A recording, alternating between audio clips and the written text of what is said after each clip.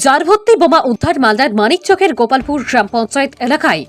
নির্বাচন প্রক্রিয়া শেষ হতেই 14টি বোমা উদ্ধারের ঘটনায় এলাকা জুড়ে ব্যাপক চাঞ্চল্য।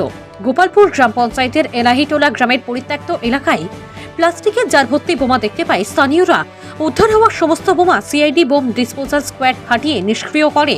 ঘটনাকে কেন্দ্র করে এলাকা জুড়ে ব্যাপক চাঞ্চল্য।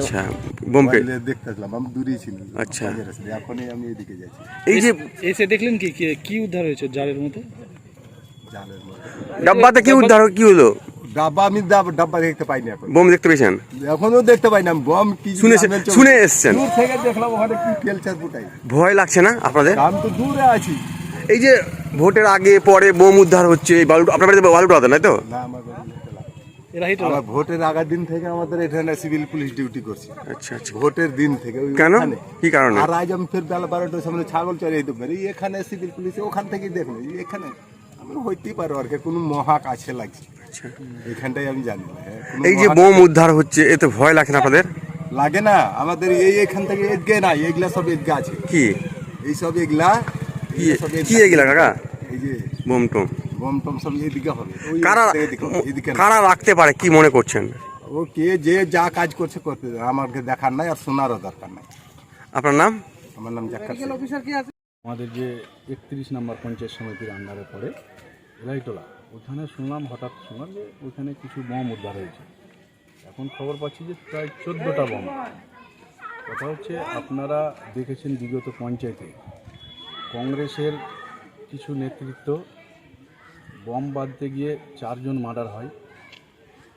এই সময়তে বিভিন্ন জায়গায় এরকমভাবে বম মজুত করে রেখেছে ওরা।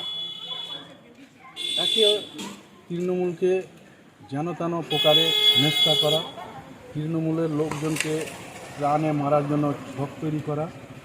একমাত্র কংগ্রেস নেতৃত্ব এভাবে জায়গাবার জায়গা বম মজুত করে রেখেছে। প্রশাসন তদন্ত চালাচ্ছে, একের পর এক প্রশাসন বম উদ্ধার করছে। আমরা চাইব প্রশাসনের কাছে আরোভাবে অনুরোধ করব যে বিভিন্ন জায়গায় এরকমভাবে বম মজুত রয়েছে, আরও প্রশাসন সক্রিয় হয়ে বমগুলাকে তদন্ত করে নিষ্ক্রিয় করুক।